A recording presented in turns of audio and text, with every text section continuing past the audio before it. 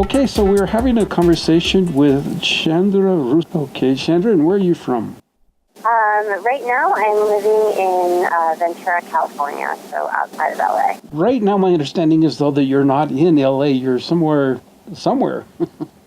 I'm somewhere pretty hot. I'm in the Buenos Aires Wildlife Refuge, about 20 miles north of the U.S.-Mexico border. And it's about 104 degrees in the shade. Wow. Well, I hear that's a really dangerous place because they have a lot of undocumented people that go through there. Why are you there?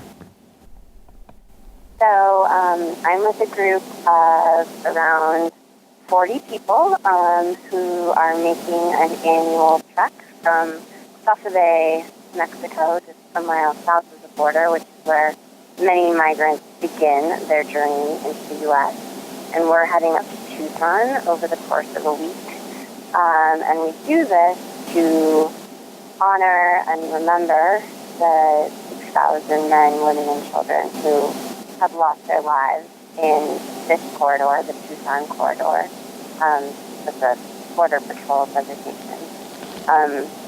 Because of current U.S. border policies that have intentionally sought to funnel migrants into ever more treacherous and desolate terrain in order to discourage their migration. But instead of discouraging migrants, these policies have led to massive death. Well, I'm glad you mentioned that because from what I hear, the border is really secure, and what that's done is make the easy passages inaccessible and put people in really, really dangerous places.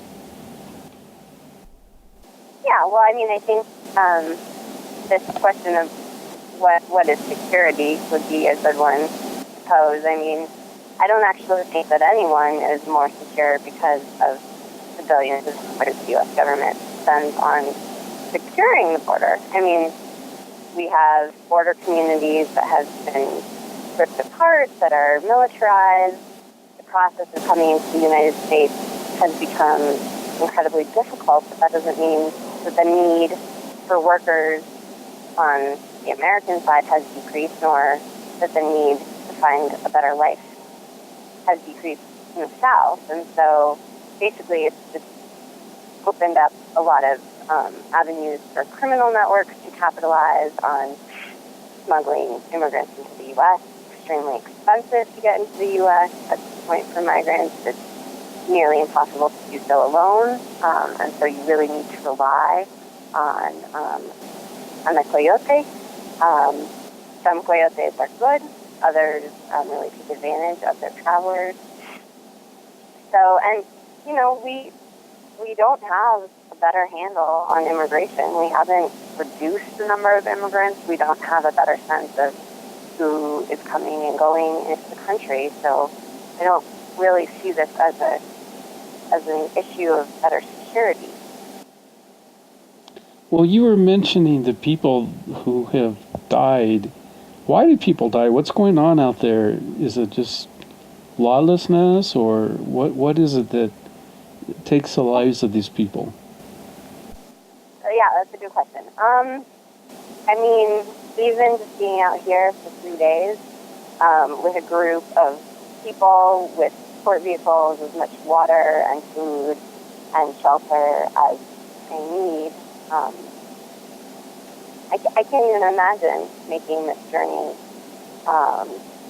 illicitly, trying to carry enough water to make this journey safely. I mean, I'm drinking many liters a day, and many migrants cross the border with a liter total in order to make a 3 to 5 day journey. So most of the deaths that we are identifying are caused by exposure to the elements, heat stroke, dehydration. Actually, in the winter, hypothermia is possible. But certainly, this is a dangerous area at this point.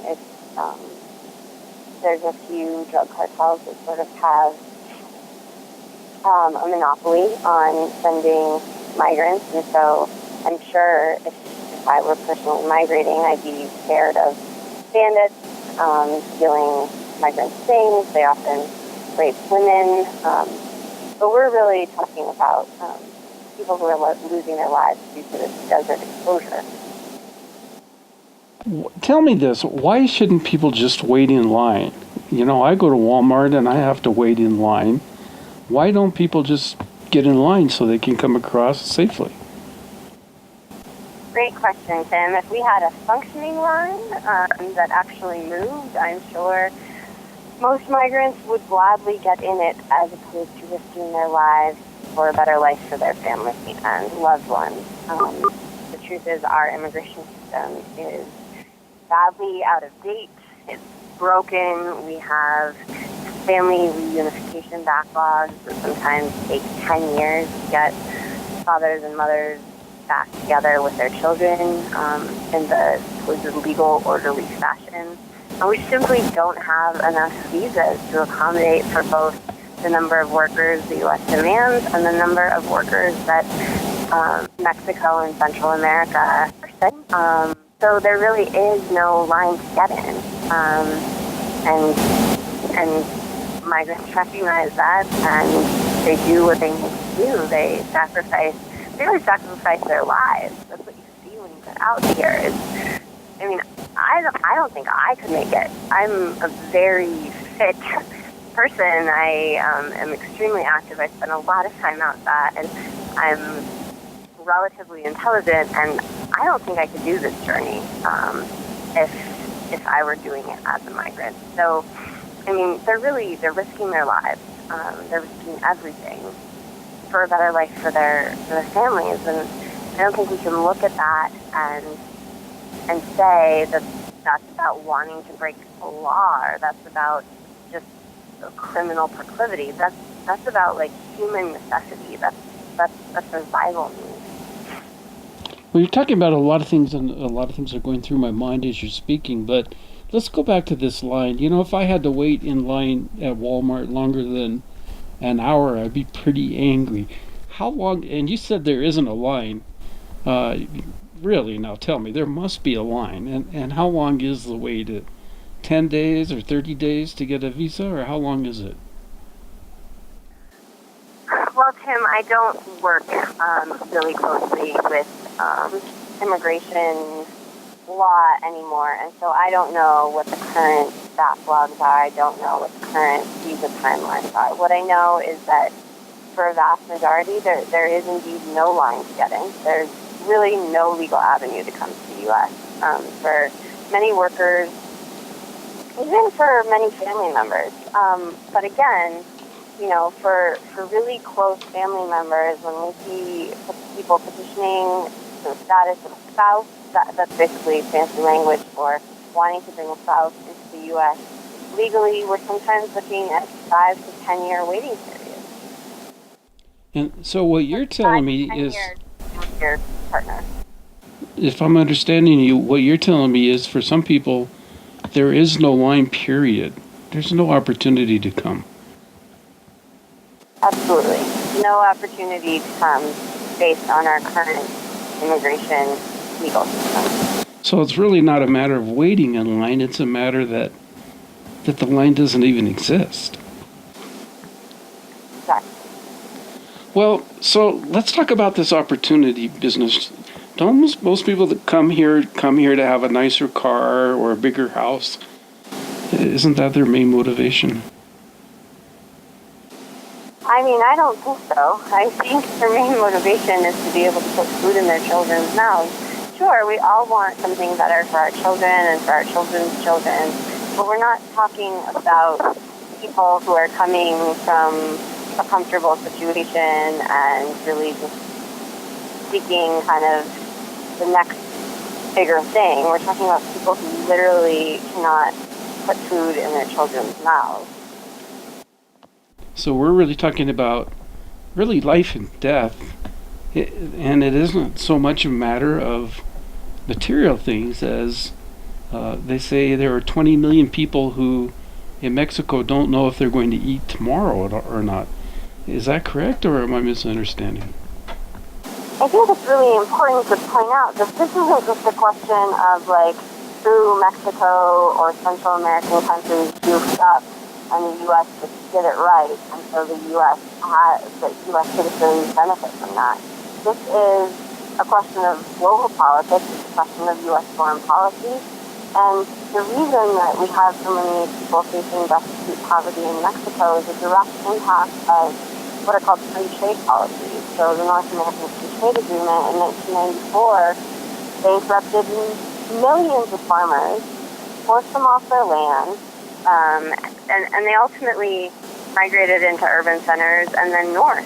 So the U.S. has had a very direct hand in destabilizing the Mexican economy.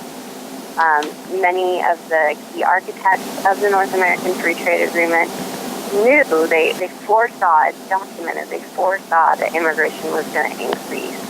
And it's alongside that 1994 free trade policy that we see the most draconian urban closures happening. So Operation Toe the Line, Operation Gatekeeper, the efforts to close down the major urban crossing points where migrants used to go back and forth relatively freely, regardless of documentation status. So that's San Diego and Tijuana, that's Ciudad Juarez, Nogales.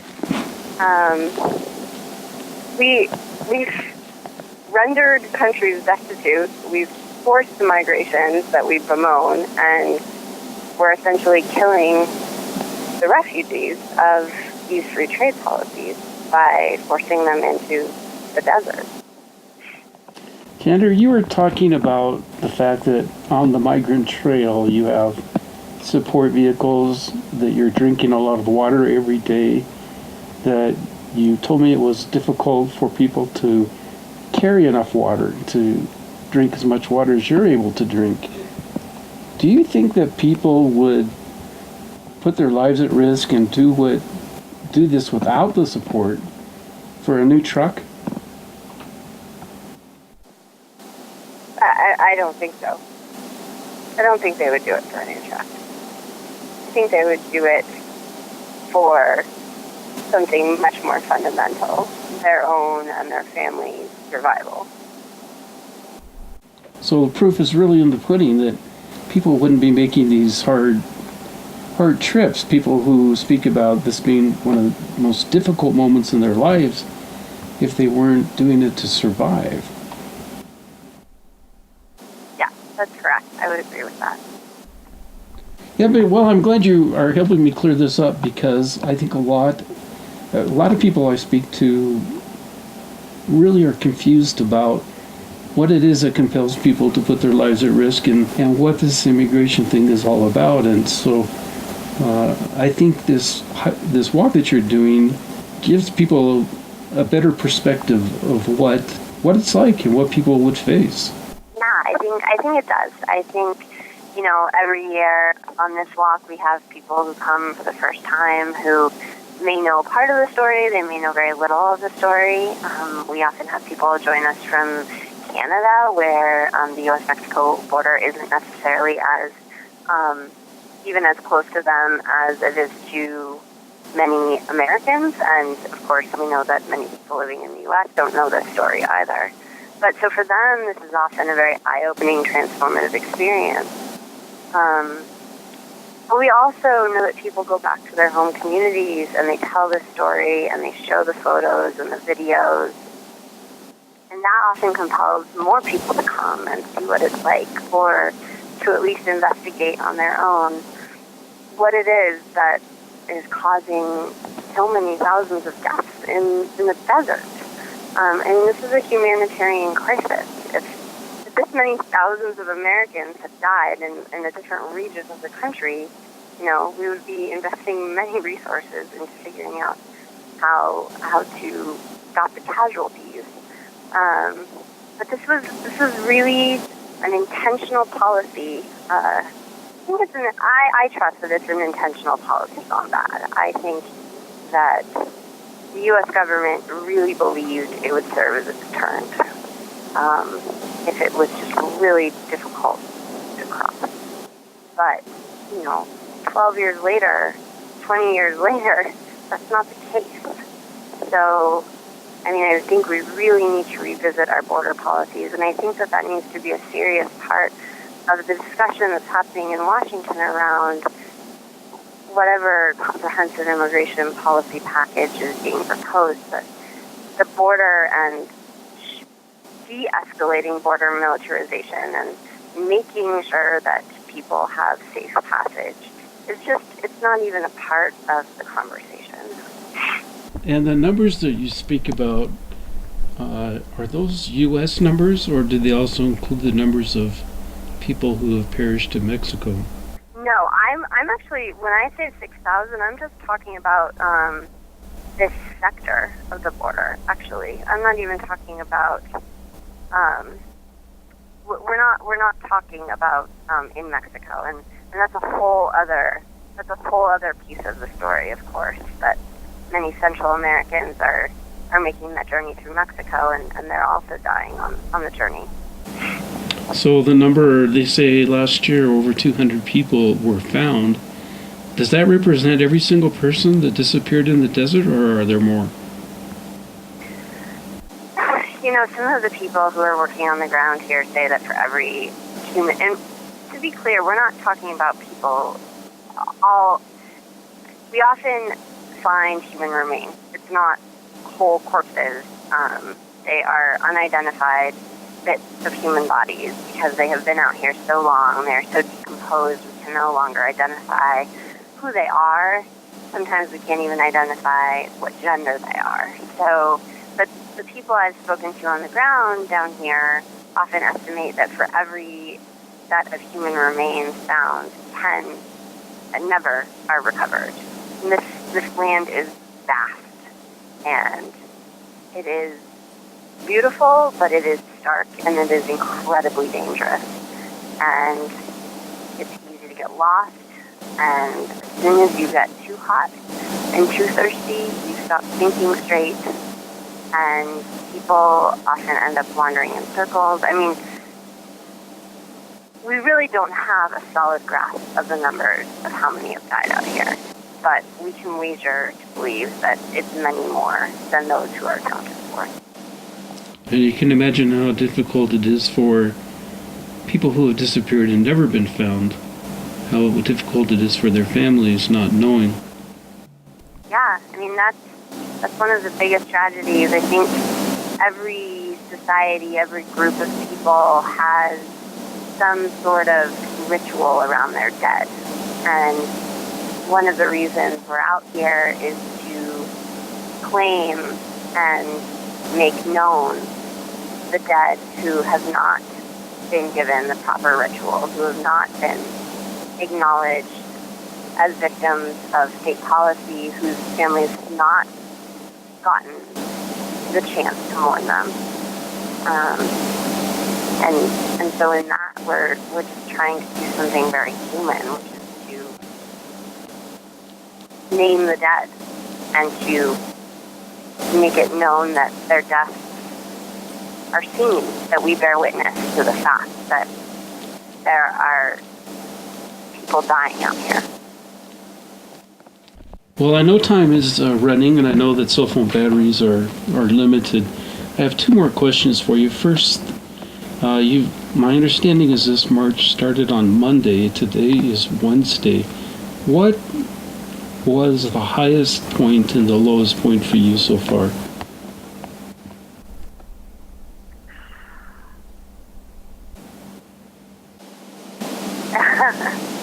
I think the highest point has been sharing, being in the community that's out here. We break bread together, we walk together, we share our stories, we support each other through a very physically and emotionally, and for some spiritually challenging journey. That you really cultivate very special relationships out here, and you get to know people on a level that you might not otherwise get to know people. It's also a very diverse group. You have people from all walks of life, different generations. I think our oldest walker this year is 80, our youngest is 11. So it's really a a good smattering of folks, and you kind of really get to know people that you might not otherwise cross paths with. I think the lowest point was, just an accumulation of the heat and the discomfort and the dryness, and then you're realizing that you're only getting the smallest taste of what it must be like to cross for real. I mean, we don't make any pretenses that we're mimicking migrants or that we have a sense of what it's really like to cross. And we're just getting the teeniest taste. And when your own body is at its breaking point and you realize that you have all the support in the world, it's simultaneously comforting and devastating. I know that I can just get in a vehicle with a glass of water, have some air conditioning on me. And I also know that if I had happened to be born in a different place, of a different nationality, with a different skin color, I would probably be less.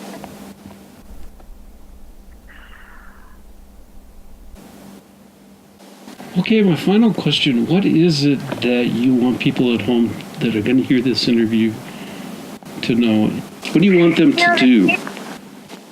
This issue is so big and takes so many different forms depending on where people are at. I think for many people living in the country's interior, doing direct action on the border might not make the most sense. I mean, I think that there are so many different immigrant rights actions happening throughout the country that are really powerful. So, I mean, I would encourage people to find, well, there's two things. I mean, on the one hand, find a group that's local to you, because I'm sure that there is one, and see what they're up to and ask how you can help there. And the other is if you really want to see what it's like down here, then you can look up our website. It's azmigranttrail.com. You could plan to come next year. You can look up one of the many supporting organizations and see what you can do to get involved with those organizations. If there's a way you can organize a delegation down to the border for your church or your school group. There's a lot of ways to get exposed and to learn more about this issue and to figure out what kinds of action steps make sense for you. Well, I really appreciate the interview. I think you've given us some very important information. I hope the people at home will listen carefully and weigh their options as to where they should be on this position. You've given us a webpage. Would you give that one more time? It is AZ, as in Arizona, azmigranttrail.com, and it has azmigranttrail.com. The phone number would be on the webpage, but there are ways to get in contact with us through our webpage. You can also write us at azmigranttrail@gmail.com. But all that information should be on the webpage, and I think that's really a welcome resource. Well, great. I really appreciate the interview, and I wish you the very best of trip. Thanks so much, Tim.